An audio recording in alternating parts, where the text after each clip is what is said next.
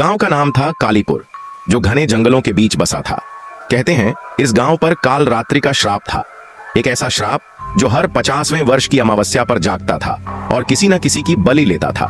गांव के बुजुर्ग बताते थे कि अंधेरी रात में एक रहस्यमयी छाया गांव में घूमती है और जिस पर उसकी नजर पड़ती है वह अगली सुबह मृत पाया जाता है। उसकी आंखें फटी होती हैं और चेहरा भय से विकृत।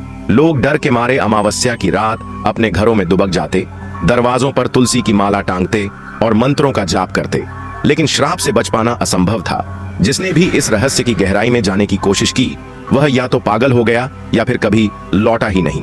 अब एक बार फिर वही अमावस्या नजदीक थी और गांव वालों के दिलों में डर समाने लगा था।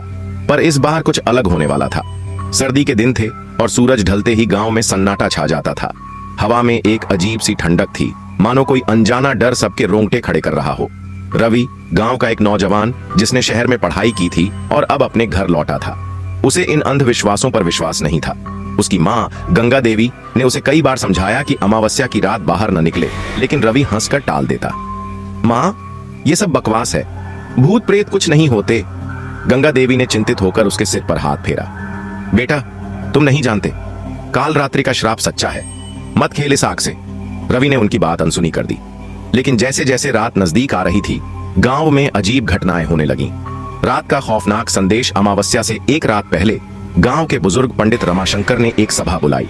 गांव के सभी लोग वहां इकट्ठा हुए। इस बार का श्राप पहले से ज्यादा भयानक होगा, पंडिताजी ने गंभीर स्वर में कहा। हमें हर हाल में सावधान रहना होगा। तभी अचानक सभा के बीच से रामलाल काका घबराते हुए दौड़ते हुए आए। उनका चेहरा सफेद पड़ चुका था। मैंने उसे देखा, उन्होंने कांपती आवाज में कहा। किसे? पंडिताजी ने पूछा। वही छाया, काल रात्रि की छाया। वो मेरे आंगन में खड़ी थी और उसकी आंखें जल रही थीं। सभा में खौफ की लहर दौड़ गई। लोग एक दूसरे को देखने लगे।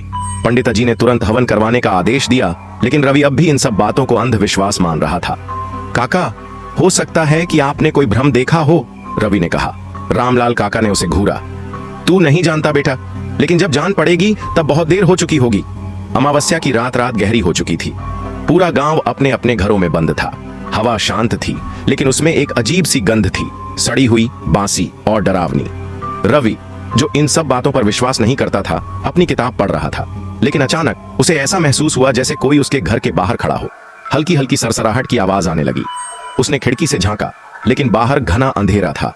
तभी थक थक थक दरवाजे पर किसी ने दस्तक दी। रवि ने चौंक कर दरवाजे की ओर देखा। इतनी रात को कौन हो सकता था?